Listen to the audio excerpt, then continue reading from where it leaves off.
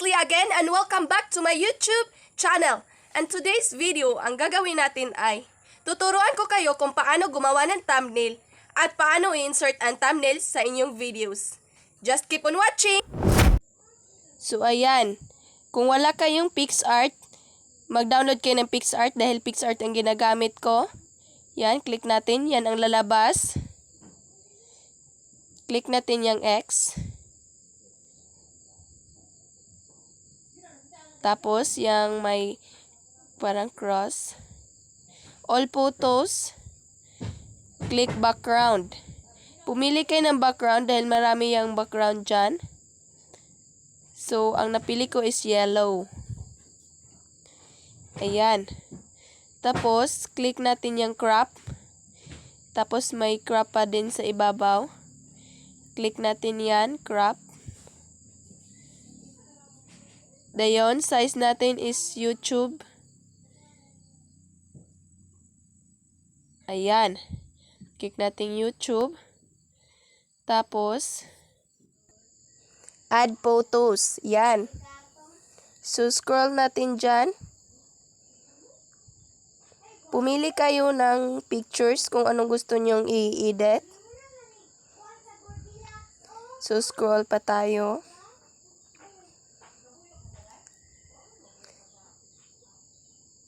So, ayan ang napili natin, yung dalawa.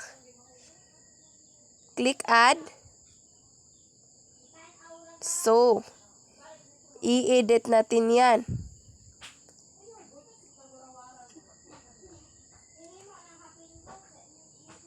So, click cutouts. May cutouts dyan sa baba. Tapos, i-bold natin yung may tao. So, i-bold natin yung tao. Ayan, lahat bold natin.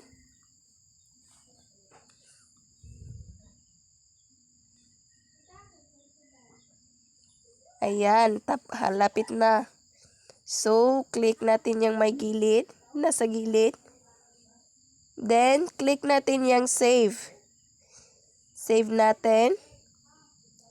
Tapos, pwede natin i-adjust, palakihin natin. Ayan.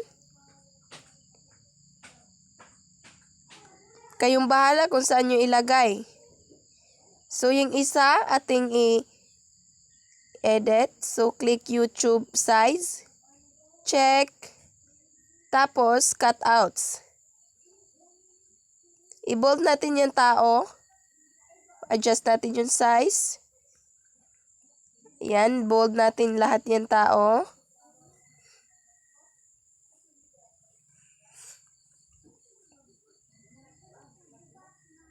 So, ayan.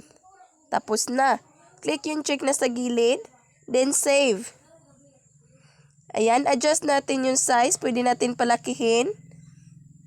Kung tapos na, pwede natin lagyan ng text. May text sa ibaba. Click text. Tapos, mag-ano kayo. Kung anong gusto nyong ilagay na title sa thumbnail nyo, yan ang ilagay nyo sa text. So, advertising ang product ang ilagay natin. Ayan. Ayan, click check. Tapos, may iba't ibang font dyan. Kayong bahala kung anong gusto nyong font. May iba't ibang font dyan. So, pili tayo ng color. Violet ang pinili natin. So, ayan. Pwede natin i-adjust yan ang size ng font. So, ayan. Pwede palakihin natin. So, ayan. Adjust natin yung mga size. Kayong bahala kung ano ang gusto nyong size.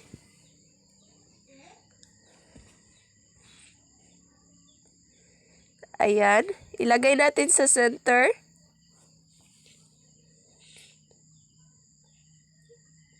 Kayo ang bahala kung ano ang gusto nyo, ano palakihin ba o saan nyo ilagay. Pwedeng-pwede yan. Ayan. So, tapos na. Pwede natin lagyan ng sticker. May sticker sa ibaba. So, click sticker. Then, madaming sticker dyan. So, click natin yung 2021. Yan ang ilagay natin. So, hintayin nyo kung pwede na siya malagay doon sa yung ini-edit.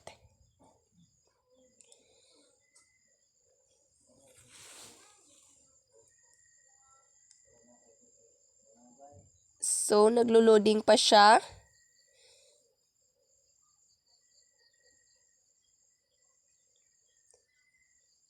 Ayan na. So, kayong bahala kung saan nyo ilagay. So, ilagay natin dyan sa center. Sa ibaba, center. Adjust natin yung tao. Pwedeng i-adjust natin sa gilid. So, click check kung tapos na. Tapos, may arrow dyan sa ibabaw. Sa taas. Save gallery. Pwede natin i-save sa draft. Ayan. So, tapos na tayo nag-edit.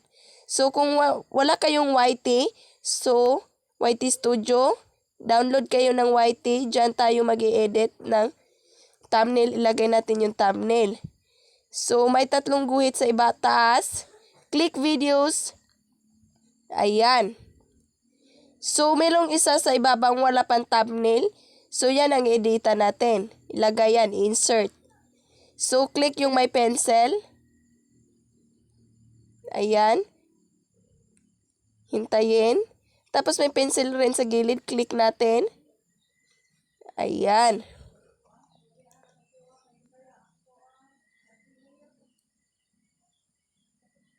So, click natin yung may custom thumbnail. Diyan tayo mag-click. Tapos, ilagay natin yung inedit natin na sa ibabaw. Yan. Click select. Ayan. Then, save.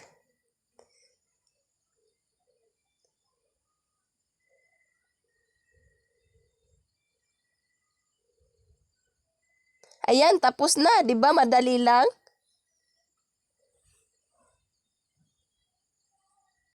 Sana nag-enjoy kayo sa video ko at meron kayong natutunan. So, please support my YouTube channel. Please do like and subscribe.